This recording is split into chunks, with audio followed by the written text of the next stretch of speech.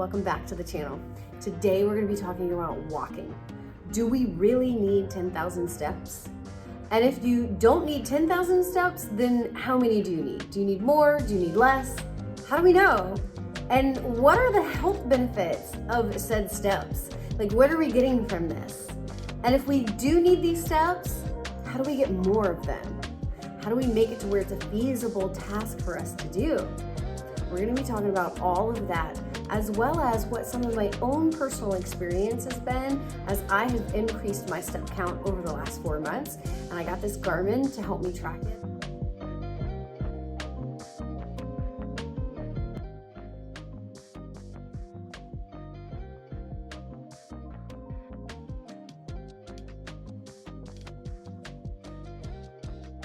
I'm Andrea Nichols, and I'm so excited you're here today because we're going to start by dispelling some common myths about walking.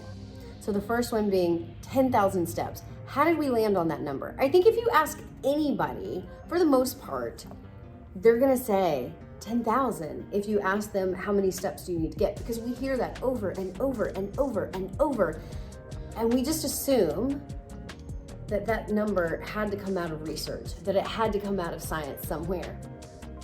It didn't, y'all. In 1964, a Japanese marketing company used that number because it was an easy number to remember to help them market a pedometer. They were riding off the wave of the recent Olympics being in Japan, and that's where that number came from. Now, it's not all bad news because there is current research that does back up the numbers, and movement is good. Movement is always good. But just know that that number is not a magic number. It is not like nothing magically happens in your body as soon as you take that 10,000th step. So movement is good, but don't get so hung up on the numbers. Okay, so if we've determined we don't need 10,000 steps, how many steps do we need? Current research is showing that we need somewhere between 7,500 and 10,000 steps a day to get the most bang for our buck. At some point, and we'll talk about this in a little bit, but at some point, as you go over that 10,000, the benefits don't outweigh the cost of getting the steps in, right? Because there is always a cost of time, of energy. There's always a cost involved. So above 10,000, we usually start to see the health benefit not outweigh the cost of getting the steps in. Around that 7,500 to 10,000 is where there is consistent research showing a reduction in all-cause mortality, which is a fancy way of saying basically anything that can kill you decreases if you get between 7,500 and 10,000 steps a day. There has been more research done on more specific populations, and that's something you could of course research if you're really curious about specific demographics.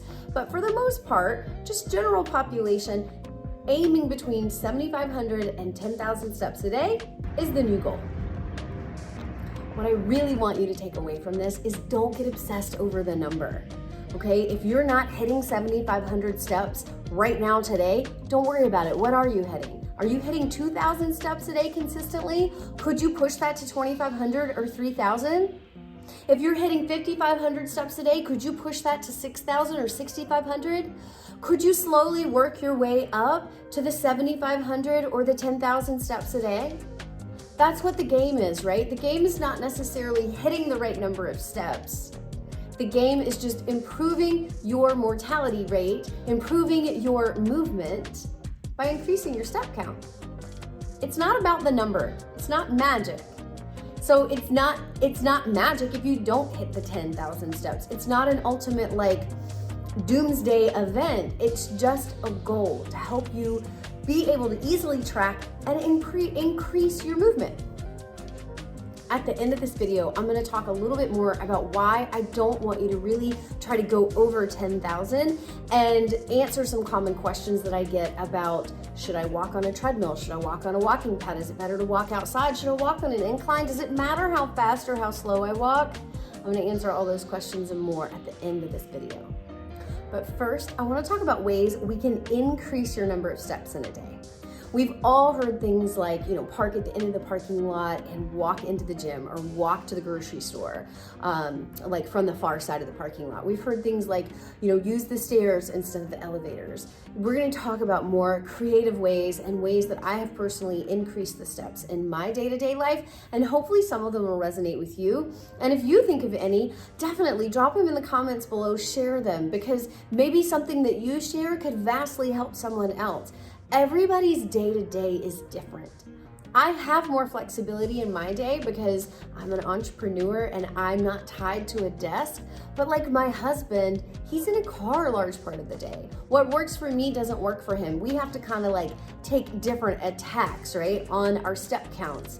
So be sure to share in the comments if there's something that really helps you out. But for me, I like to get a walk in first thing in the morning. And I'm talking a short walk, like 5 to 10 minutes, like super short. I don't take the dog. I don't have time for any of that, but just a 5 or 10 minute walk. It is always mind boggling to me how many steps show up on my Garmin from a 5 to 10 minute walk. And then I already feel ahead of the game. Anytime I'm on a phone call or a Zoom call, I am usually pacing my house or the studio. If you have a walking pad, there is absolutely no reason you should not be on that walking pad. The walking pads are generally pretty quiet. So you could be walking on that walking pad while you're on the phone and nobody would ever know. Now a treadmill might be a little louder. That might not be the best case scenario, but a walking pad, you can even slide under a standing desk if you work from home, and you could be at your computer on a walking pad. Those walking pads are invaluable. I wish I had one. It's on my bucket list. It's on something when we redo our home office, which is currently a dining room. I want a walking pad in there because I think it'll help both me and my husband easily get our steps in. I take a lunchtime walk too. Again, very brief, 5 or 10 minutes. And sometimes I'm eating my lunch as I am walking, like if I'm eating a piece of fruit or something, because again, those steps add up. The little steps like counts, right? Broken up from throughout the day add up. While I'm cooking dinner at night, I'm walking laps around the kitchen counter. If I have 2 minutes, I'm gonna do a couple laps. It's the consistency over the day that's gonna help you build the step count in, even when you don't have a ton of time. Get an accountability buddy. Having someone that's holding you accountable to go on a walk, huge. Put an audiobook on your phone, put the audiobook in, go for 30 minutes or go for one chapter, whatever works best for you, but grab that audiobook and just start walking. The biggest tip I can give you, the biggest thing I can tell you is you're just going to have to make time to get your steps in. There's just no way around it. Like you just have to carve out the time some way, but get creative. But you have to put the energy and the effort in. Those steps just aren't going to show up on your pedometer until you actually take them.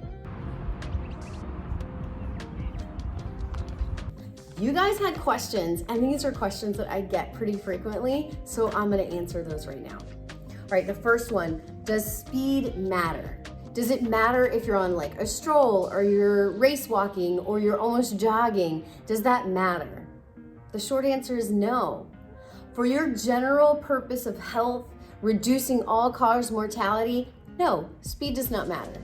Speed only matters if you are training for an event or a sport or something where you're trying to get power and speed. For general steps, no, it doesn't matter. Any movement is good movement. Just get out there and get some freaking steps. 2, does it matter if you're on a walking pad, a treadmill, or outside? I get this question surprisingly a lot.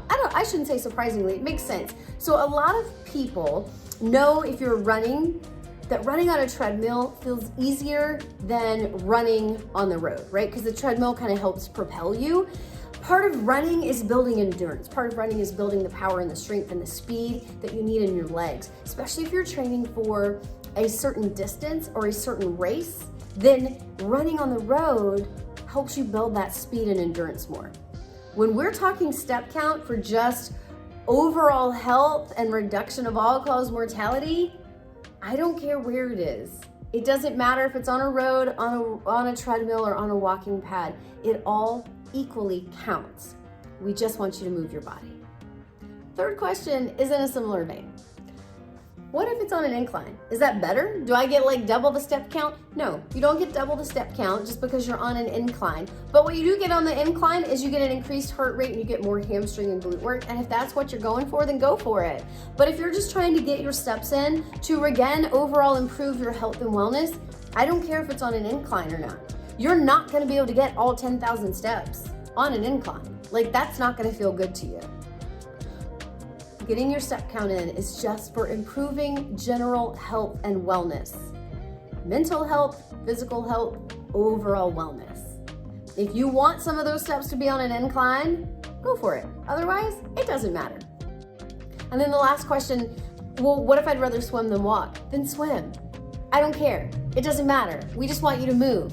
Walking became popular and walking became something that became marketed the most because it's easy and it's free and you can do it anywhere and you don't have to have a pool and you don't have to have a certain equipment and you don't have to have all of these prerequisites. You can literally just put your shoes on, or not even put your shoes on, and just go outside and walk as long as the weather is nice, and if not, walk in your house. Walking has the least barrier to entry for most of us, and it's easy to track.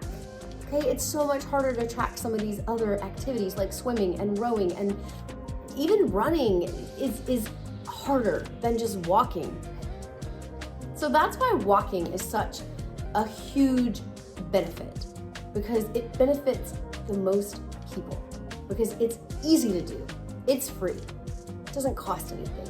Anybody can just open their front door and do it, as long as you have a healthy body.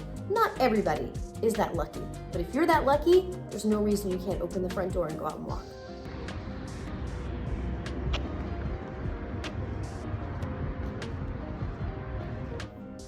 So on the subject of tracking, here's what I noticed when I got my Garmin in December. I started wearing it and tracking in January.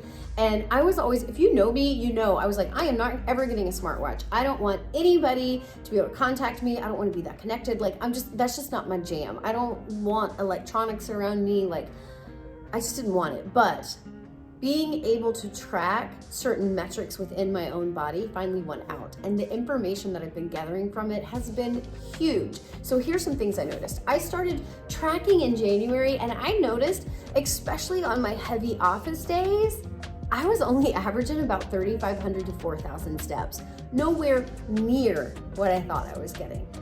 I also noticed that my sleep wasn't that great, and I wasn't like, my body battery, this watch tracks my body battery, it wasn't replenishing like it should have been. So all of these were very interesting things, and as I started to consistently increase my steps, that was the only thing that I really changed, was increasing my steps. I started sleeping better at night, and then when I slept better at night, my body battery charged more during the day, and I just felt so much better. The only thing I changed was I almost doubled my steps. I now average around 9,000 to 9,500 steps a day, and I do hit the 10,000 on occasion, and I go above it on occasion. But now just my average, where it doesn't feel like a lot of effort anymore, is around that 9,000 steps. But the benefit that I feel in my body is huge, and I never realized that I was only doing about 3,000 prior to. I do want to address the topic and talk about becoming obsessed with the numbers. If you know me, you know I am not a macro counter. I am not a calorie counter. I am not obsessed with numbers on the scale. And I think that the same respect has to be shown for tracking things like this, like your steps. All of that information, macros, calories, step counts, all of that information is important information that can be used to help you paint a picture of your health and help you tweak things where you need to tweak things. But all of that information can also become extremely toxic. So I don't ever suggest anybody to become absolutely obsessed with the numbers. If you feel that you're starting to get obsessed and maybe depressed over the numbers, take a break, take a chill, figure out what else you could change in your life to help with that. But also know that going over the 10,000, there's not a huge physiological bonus. Like, There is some research that shows if you go massively over that, it starts to have some different effects on the body, but at what cost? We talked in the beginning about how there's a cost exchange, cost of time. If you're going over 10,000 steps a day, that is a lot of freaking time. And what are you sacrificing to get those 10,000 steps? And what are you gaining? So that 75 to 10,000 steps, that's the sweet spot. That's where we see the most benefit with the least amount of impact on our social life, on our mental well-being, and all other facets that make us who we are and that make us really excel in our health and wellness journey. And that's really what we're trying to do, right? We're just trying to be the best versions of ourselves. We're not competing against anyone else. We're not competing against a younger version of ourselves. We're just trying to be the best version of ourselves today so that we can be the best versions of ourselves tomorrow. I hope you enjoyed this. I enjoyed it. If you have any questions, drop them in the comments, shoot me an email, do whatever, reach out to me. I'm also very active on Instagram, on Andrea K Wellness, as well as on Pilates Cure. I would love to hear from you. Thank you for taking the time to watch this. Now I'm gonna go get some steps in, and I hope you do too.